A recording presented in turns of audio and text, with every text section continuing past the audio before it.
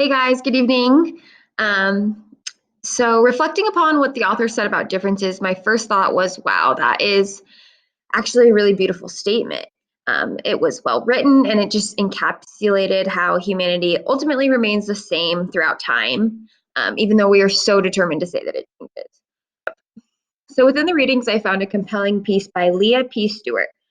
It explains the manifestation of culturally defined roles for females and males is referred to as gender. And while gender norms and behaviors may differ across cultures, there does exist a stereotype for communicative behaviors.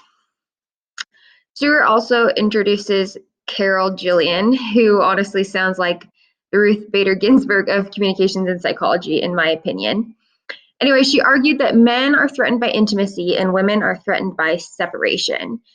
Because of these differences, she explained an assumption of an ethic of care relied on more by women and an ethic of justice more often used by men. So this theory definitely has its critics. However, I find it to have a really inspiring morsel of information. And it's that at our core, we all exist on a wildly different plane and scope. So it's really important that each human being is conditioned by life experiences to have a very different set of ethical values other than your own. I don't think that any ethical standard or moral will ever be more correct than the other, so long as the moral motivation remains fueled by the good, the greater good, which of course ultimately brings me back to my beliefs about Mill's theory of utility.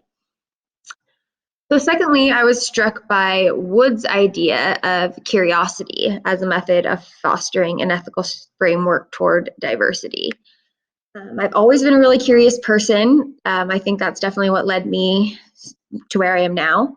And I think it's incredibly important to ask questions. Sometimes it's a fault of mine because I find myself distracted and interrupting, and I kind of lose the original point. And I think some people think it's probably hard to have a conversation with me. But it's just because I'm so, everything makes me want to ask a question.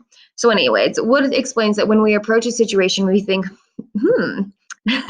what might I learn here?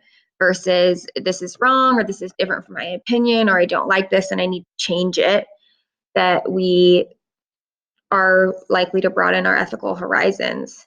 I've always found that my curiosity is a really important tool because not only when I ask these questions did I broaden my view and create a better understanding of really the entire world around me, but I also realized that so many people had similar questions to me, so that I found that being curious also connected me to other people in that way.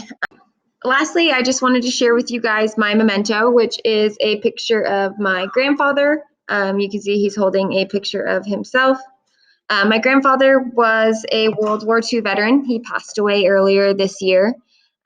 He left behind a massive family. He had 6 kids who all had several kids, and he had great grandchildren, and he was a great man. He truly lived by the idea of, operating for the greater good. He lived in a small town, and everything, all of his morals just came from the same place that mine do, which is just the idea that everything you do should affect the most amount of people in the most positive way.